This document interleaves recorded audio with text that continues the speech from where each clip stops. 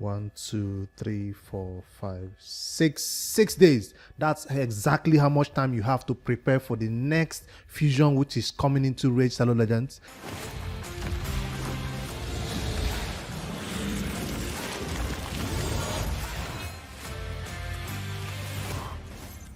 Fusions are a way for you to get free legendary champions that are awesome sometimes to use on your account, whether you're free to play or pay to win.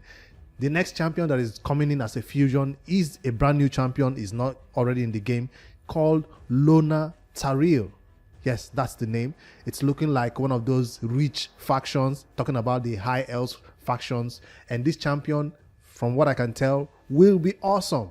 So we'll be checking out his skills in this video, telling you when it's coming up exactly. I'll tell you is the 4th of next month, which is what? 4th of August, right? Yes, that's when it's coming into the game. It's not yet in the game right now. If you check the high elves, you will not find this champion chilling right there. No, it's not yet. So 4th of August, that's when this champion fusion will be coming in. And this fusion is a little bit different. So you have to start preparing, start saving all your resources today, because a 2x or a 10x sacred event for Sifi, Rotos and all that already took most of your shards. So start saving from today. A week is probably enough time for you to save up energy and stack up on those shards for you to get this champion. The question is, will he be worth it? Do you even have the resources, the time and everything to put into another fusion? Because this is not a fragment fusion. This is not an old school fusion. This is a mixture of a fragment and an old school fusion. What do I mean? To complete this fusion successfully, you will need to fuse champion exactly how you normally do from the fusion portal like this. But guess what? This time, you're not fusing the rare champions. No, you get the rare champions from fragments. Let me check the information again just to be sure. It said right there. Please note that the format for this fusion will be a bit different, right? So you need to fuse the legendary champions from epics. Yes, this is how you fuse the legendary. But in order to get those epics champions, you need to summon the epics from fragments. So yeah, no rares. Correct me there. Epics, these epics that you need to fuse this champion will be coming from fragments. So as we do our dungeon divers, as we do our artifact enhancement and all that, we'll be picking fragments of those epics, and the fragments will all be chilling right here. So you pick up 100 fragments of an epic, he will be available for you to summon and then be available for you to use as the fusion champion. So I think that's how it will be mixed. I think we'll see it according to information I'm checking. That's how it will be. So you will pick in a fragment from these epics, and then finally they'll all be complete for us to click fuse right there. So they mixed both of them, not old school, not fragment fusion. It's a mixture of both. All right, let's get back to the champion to find out if he's even worth it. First of all, his skills, from what I've read, this champion will be a tank, a HP based damage dealing or a full support force affinity high elves champion. Let me tell you what I mean. On the A1 skill right there, he does this decrease max HP of the enemy, 30% of the damage he inflicts, of course. You need this champion, or champions like this who do this skill are most likely used in the Scarab King, the Scarab boss of the Doom Tower. But we have so many champions already taking care of that Scarab King. We already have an Amiga putting destroy set. So do you really need a champion like this built specifically for the Scarab? No. But if you've not yet beat the Scarab King, or you find it difficult to build teams to beat it, he has that default skill on himself, this A1, that is good for the Scarab King to reduce the Scarab King's max HP by not even having destroy set on him. So he has an inbuilt destroy set on this A1. It's a good one. It's not one of those A1 that just hits and places one debuff. No, it's a nice debuff to have. I mean, it's a nice skill to have on an A1 to decrease the enemy's max HP by 30%. It doesn't only work for the Scarab, it works everywhere. So, but that's where I think it will be used the most. Now, he places a shield buff equal to 10% of this champion's max HP, his own max HP, for 2 turns on the ally with the lowest HP. So he's not just doing damage, he's also putting a shield on somebody. I can think of somebody who already does this on the game. It's Duchess, right? She hits you and then she puts a shield on herself. In this case, he hits you or he's the Scarab, then he puts a shield on somebody who has the lowest HP in the team. So he's a support champion doing that for not just himself, but also for somebody else on the team. Now, that skill is the A1. We spend too much time on it. On the A2 right now, called Flicker Barrier. It's 5 turn cooldown. Hopefully, it will be booked down to 3 turn cooldown. If this skill is booked to 3 turn cooldown, it will be broken. So I think it will be booked to maybe 4 turn. It will be broken. I'll tell you why. It attacks all enemies. That's an AoE skill. Places a shield buff on all allies for 3 turns. Who else have a shield buff for 3 turns? I think is Miscreated Monster, and Brogni has shield for 2 turns, right? The shield is equal to 20% of his max HP. That's why I say it will be broken if it's a 3 turn cooldown skill, because it means the shield will always be available for him to place. So I think this will be on a 4 turn cooldown when booked. They will make it a 3 turn shield on a 3 turn cooldown. It will be broken. Why am I saying this? It's not just 20% of his max HP. No. There's a condition that if there are any dead allies, anybody is dead on your team, this shield will be a 30% shield of his max HP.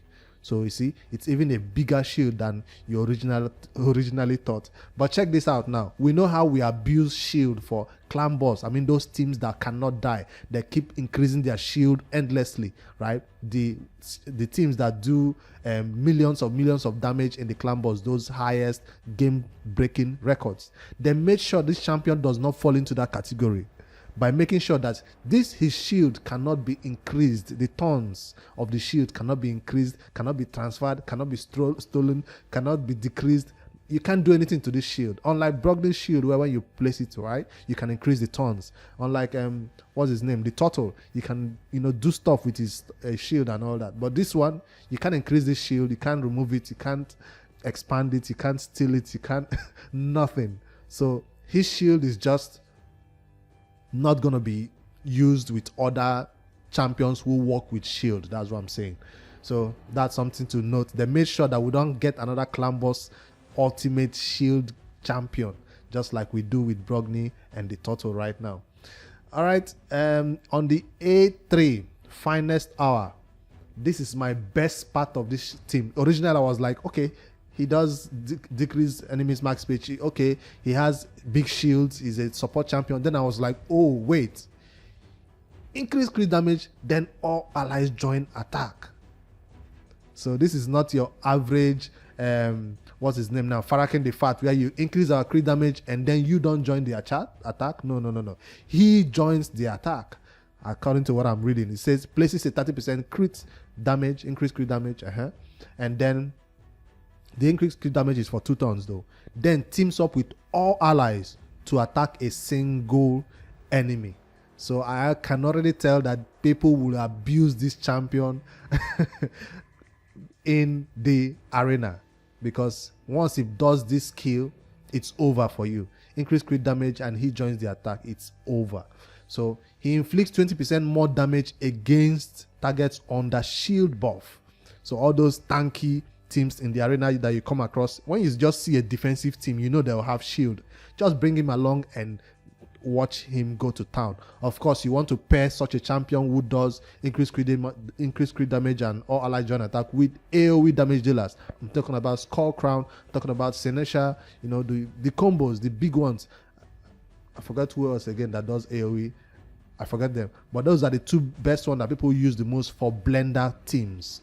So we are seeing that this champion will not just be restricted to Doom Tower duties. We're seeing that they're also making it possible for him to come out of the Doom Tower and be useful in other content like the arena, and also maybe in general content too. If you want to do such type of teams in the dungeons also, he will be awesome for it. In the aura, they did restrict his aura to Doom Tower, 35% Doom Tower aura of HP in Doom Tower only. So while I say again that we already have the Scarab King beat, they still restricted his duties like this to make it seem like he only belongs in the Scarab King, because the Scarab King does need shields. Yes, 3 ton shield right there. I forgot to mention this on that A2. If you bring this shield to the Scarab King, you don't need Lodric Falcon Hat. You don't need, you still need your Allos to decrease the turn meter, right? You still need your Amigas to decrease the turn meter. He just comes there and does this 30% increase, decrease max HP of the Scarab. I don't have any problem beating the Scarab. He's one of the easiest boss to beat in the Doom Tower, but he fits in perfectly for that role. And now we are seeing that his A3 will also fit perfectly for Blender Comps. That's the new Farrakhan the Fat. That's the new Longbeard, because he brings other stuff. I can think of Longbeard who does this all ally join attack. He doesn't bring other stuff, but he brings increased attack, right? This seems like he brings other stuff to the table.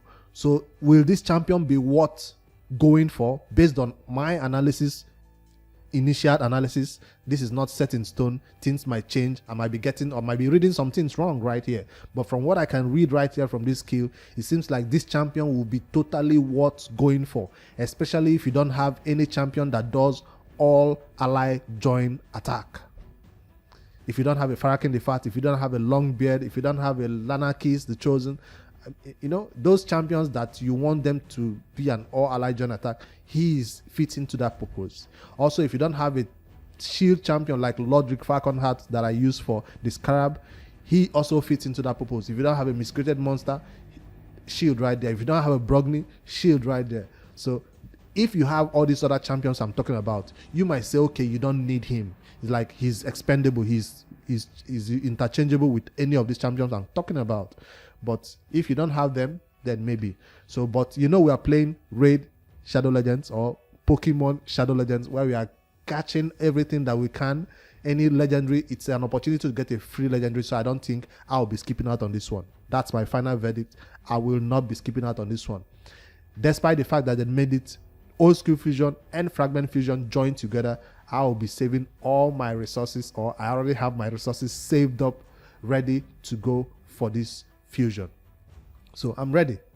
In terms of Sacred Shard, Void Shard, Ancient Shard, any way they come, whether it's a fusion, Old School Fusion or Fragment Fusion, I'm ready for it. So it will be a mixture of both. Save your resources. A 10x is on right now. You might want to leave Sifi and Rotos for another day and save for this champion. But hey, if you're a spender, you don't mind pulling on this day and still having enough resources to pull for this champion. What's his name again?